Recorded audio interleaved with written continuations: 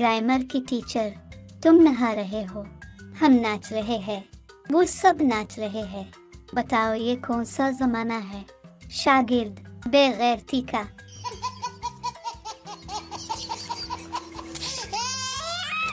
जज, आज तुम तीसरी बार अदालत आ रहे हो, तुम्हें शर्म नहीं आती? पप्पू, आप जो हर रोज आते हैं, इस हिसाब से तो आपको डूब कर मर जाना चाहिए।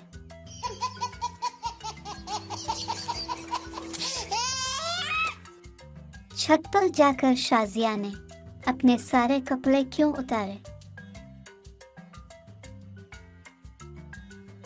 छत पर सूखने के लिए डाले थे, सूख गए तो उतार लिए।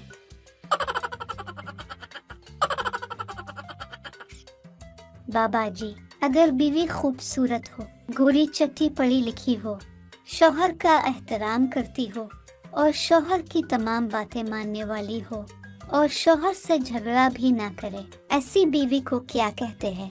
बाबा जी, बेटा ऐसी बीवी को वहम कहते हैं।